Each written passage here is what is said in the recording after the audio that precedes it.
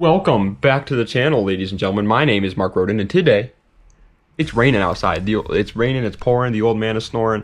There's something going on out there, okay? So I got the windows closed. Just got out. You might be hearing a little bit of rain in the background, though. It's not the audio. It's the rain. It's raining outside. But today we're gonna be doing the 13 most reliable cars for every budget. We started this new for every budget series a couple weeks back now. It's had to have been a couple of weeks at this point. But the way it works is first I give you a car that fits a certain category under 25k, then 20, then 15, then 10, then 9, 8, 7, 6, 5, 4, 3, 2, and 1. And they're obviously all different cars, so that anybody that's looking for a car for that type of thing, if you're looking for a rear-wheel drive car, or in today's video a reliable car, you know exactly your budget and you know what cars you can buy for your budget based on my opinions. But without further ado, let's go right into the video with the best reliable car for less than 25k. You know what I'm thinking? I'm thinking Lexus makes some cool cars, right? They're pretty much Toyotas, right? Right. So I put at 25k the Lexus RC 350. Obviously, you can't get an RCF for less than 25k. Those cars are very wanted cars, which I don't blame people at all, by the way. The RCF is absolutely beautiful, but the RC 350 is still really good. It comes with a 3.5 liter V6 making 311 horsepower, and it's rear-wheel drive / all-wheel drive. Obviously, this list is meant for reliability, but I am a car guy, so it's kind of hard for me not to include cars that I think are kind of cool. So yes, these cars are incredibly reliable, but they also are going to fit the bill for looking kind of neat, if you will. So just keep that in mind. But 311 horsepower isn't crazy for a car that makes 25k, for a car that costs 25k. But like I said, it's a reliable list. You're not really looking for horsepower if you're looking for reliability. For less than 20k, however, let's go over to the land of Acura, which is also known as Honda. And we're going to be visiting this land a lot in today's video because Honda not only makes incredibly reliable cars, but I actually think a lot of their cars are pretty cool. So 20k is the Acura TLX. Pretty much any generation. There's 2 generations of it right now, if I'm not mistaken, and either one of them you can find under 20k, and either one of them are very cool cars. They come with the one that I'm talking about comes with a 2-liter turbocharged inline 4 that makes 272 horsepower, and it's front-wheel drive / all-wheel drive. So you can obviously make this decision there. The TL line in general has always been really cool, except for I didn't really like the 4th gen. I think the 4th gen looked a little wacky, but every other one is really cool. And then when they introduced the TLX, it just even got better, to be honest. These things are absolutely beautiful cars. They're incredibly slept on too. People just think that they're very commuter car forward, but they're really not. 272 horsepower is plenty. For less than $15,000, however, we're staying in the world of Honda to talk about the Honda Civic 10th generation. This is the gen that pretty much just happened. We just got out of it. You know what I'm talking about. The one with all well, you'll see a video obviously, but yeah, it's the one that's right before the one that we're in right now. But either way, they're very cool cars. We're going to be talking about the base model here, but you can find an SI for around this price too. The base models come with a 1.5 liter turbocharged inline 4 making 205 horsepower, and it's front wheel drive. That's actually very decent considering old Civic SIs used to make 201 horsepower, and so having 205 horsepower in the base model, sign me up, Honda. On top of that, it's obviously a Civic. Civics have always just been the pinnacle of reliability, besides maybe the Camry. But either way, it's not only reliable as hell, but you can make them fast because they're Civics. You know, you slap a turbocharger on it, you give it a nice little pep talk, and it's making 500 horsepower. For less than $10,000, we're going to leave the land of Honda. Just kidding, we're back. We're staying in Honda's land because I love them, and they make some incredibly reliable cars. So for less than 10k, I think the Honda Accord Coupe 9th generation is pretty freaking sweeto, man. Alright, the Honda Accord in general, I recommend buying if you're just looking for a reliable car that can still be a little bit fun, but the Coupe, they look good. They come with a 3.5 liter V6 making 278 horsepower in their front wheel drive. Like I said before, it's pretty much just an Accord, which is already a very reliable car, but it's a coupe, so it looks cooler. Now obviously, if you need more space, if you have a little bit of a family starting, or if you just want to drive your friends around more often than not, I would recommend buying the sedan. But the coupe still has plenty of space. You can still get around. It's just gonna be a little bit more tough. And the looks though, whew, I feel like these things are so underrated, dude. Every time I talk about the Accord coupes, I get into this conversation, but they are so underrated. Look how cool these things look. For less than $9,000, however, we're going to be talking about Subaru. And I know what you're thinking. Subaru has head gasket issues. And, you know, they do. They tend to have those. But still, the naturally aspirated models, the ones without the turbos on them, are actually pretty reliable as long as you're not like modifying it or being a crazy moron with the car. They're very reliable cars. And so we're talking about the Subaru Crosstrek. The Crosstrek comes with a 2-liter flat 4 making 148 horsepower, and it's all-wheel drive. The car was rated as one of the most reliable cars out when it came out. That's pretty good. You know, like, yeah, it's a Subaru, and so it's going to have Subaru issues because of that flat motor. But if it's rated that like highly, it's probably because it's a pretty good motor. Now, obviously, I would not recommend turbocharging a naturally aspirated Subaru motor. That is just madness. But if you keep it like relatively stock in the motor and modify everything else around it, it can also be an incredibly fun car. So it just really hits all the spots. Coming in at 8K is a car that I feel like everybody kind of knew was going to be on here at some point. Toyota, specifically the Corolla 11th generation. This is the one that, once again, we just got out of, kind of like the 10th gen Civic. So we're not on the generations right now, but we were just in the generation. Obviously, again, there will be a video on the screen. You'll know what one I'm talking about. Oh my goodness, I almost died. Comes with a 1.8 liter inline 4, making 132 horsepower, and it's front wheel drive. I'm gonna tell myself to cut that part out right now, but guess what?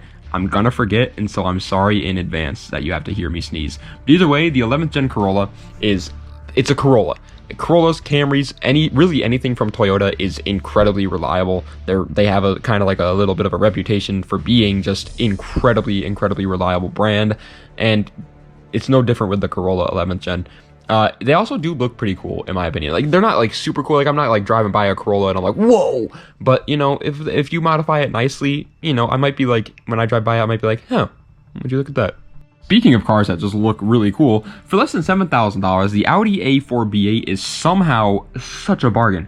How are these even under 7K already? They like pretty much just came out, and they're Audis.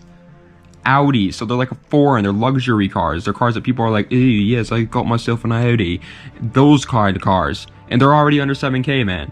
It comes with a 2-liter turbocharged inline 4, making 220 horsepower, and it's all-wheel drive.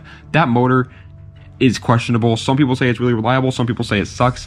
But the one thing I will say is 220 horsepower is pretty good. A lot of online websites say that the motor is very reliable. And so what I would assume happens with that motor is that people buy them that don't know how to, do maintenance on a car, and then they blow it up, and then they can't figure out how to fix it, and then they start going around saying that the car's the issue, when in reality they're the issue. But keep that in mind though for this one. It's definitely a little bit of a more skeptical one. Coming in for less than $6,000 is a car that I don't think I've ever included in a single one of my lists, besides maybe like a cars that I dislike list. It's the Toyota Prius. Listen, it's a reliable car list, okay, man? They're not going to be the coolest cars. I tried my best to make some of them cool, but just in case somebody's watching this that really just wants a reliable car, I did include the Prius because it really is just that reliable. They come with a 1.8 liter hybrid inline 4, obviously, that only makes 125 horsepower, and they're front wheel drive. Obviously not fast. Obviously, they don't look cool. As a matter of fact, I think they look hideously ugly. I think the Prius is like one of the most ugly cars ever built. No joke. Maybe like the PT Cruiser is up there, but I think oh my god, it's just like a half of an egg. Like, I don't like it at all. But it's not fast. Doesn't look good. Doesn't handle good. Doesn't have a nice interior. It's not luxurious. But the one thing it is reliable, and it's good on gas. So it's literally just like, if you literally just need a daily and you're driving all over Hell's Creation, if you're driving to freaking Timbuktu every day, get yourself a Prius. For less than $5,000, we're going to go with a little bit of an oddball that I feel like a lot of people are going to disagree with me on, but it's a BMW, specifically the 5 Series E39 generation of BMW. Hear me out. We're going to be talking about mainly the 528i and the 530i when talking about this car, because those are the ones that you're going to want to go for if you're talking about reliability.